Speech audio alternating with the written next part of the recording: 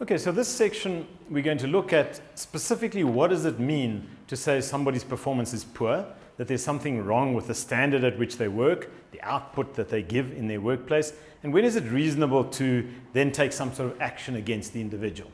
Now bear in mind that the law, as I said earlier, sees dismissal as an absolute last resort. We are expected as employers or as supervisors, a person who's managing someone else's work, to work with them to try and ensure that their work is at the standard that is being set inside that workplace. We cannot one morning wake up and say, look, I'm really tired of this. You've been doing nothing for the past year, and frankly, I'm sick of it. I'm going to bring a disciplinary hearing against you, and we need to get rid of you because your work is substandard.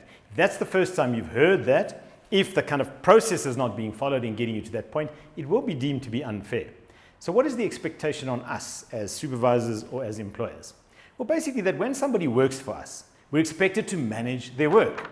So the first step in managing someone's work is to set clear targets. What is it that we expect that person to do on a daily basis, on a monthly basis, when they're doing this particular form of work? Have we got a clear standard? Do they know what they're expected to do? Is there a standard against which they are being measured so that at the end of the month or at the end of the 6 months we can say, we agreed on this, you know this is what was expected of you, and you didn't meet that particular standard. If we've done that, that's the first barrier or hurdle, if you like, in managing someone's performance. Secondly, if it's clear that someone isn't coping for whatever reason, we've set a standard, we've discussed various aspects of their work with them, and we've said, look, this is what I expect from you. If it's clear the person is not managing that, not at the end of 6 months or a year, but as on an ongoing basis, the person works with us, I'm supposed to be their supervisor, they work with me, I'm meant to interact with them, and I'm supposed to notice what they actually do, I'm supposed to intervene if that person is not managing, because that's my job. My job is to actually manage their performance on an ongoing basis. I set the targets, sure, but I also work with the person. If I see they're falling short, what can I do to help that person so they can perform? The idea is that it is my job to help the person to succeed, not to catch them failing. And the reason for that is simple. We pay a person to come and contribute to our company's work because we actually want them to contribute. We employ them because we think they have the capacity to contribute. Now it's our job to make sure that we do everything possible to make sure they succeed, because if they succeed, we succeed. I succeed as a supervisor, my company succeeds as a whole. So when I see something going wrong, I intervene to try and assist the person to help them to overcome whatever hurdle is stopping them from performing at that particular point in time.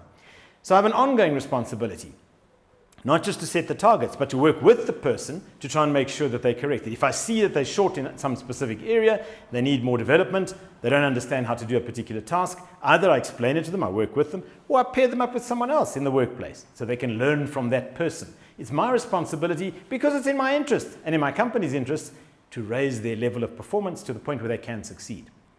However, if it gets to the point where it's fairly clear that despite everything I've done, the person just doesn't cope, maybe because they don't want to, maybe because they just can't.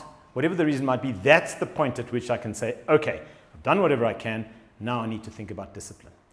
So it's really important when we talk about managing performance to understand that discipline is not the first resort, it's the last resort. And it's the last resort because it's our job to manage the performance of the people who work with us. Doesn't mean we can't discipline. Of course we can, and of course we must. If someone is doing something wrong, if they're not performing up to standard, if they're doing something that basically contravenes the rules in the workplace, it's our job to do something about it, because if we don't, their fellow workers will think it's completely unfair. They're the rules. This person seems to get away with anything they feel like. I'm working really hard. That person does whatever they feel like, and nobody does anything about it. So remember, the rules are there to protect us as employers and to protect our employees. The idea is we want to help people to succeed, not to drag them off to disciplinary hearings.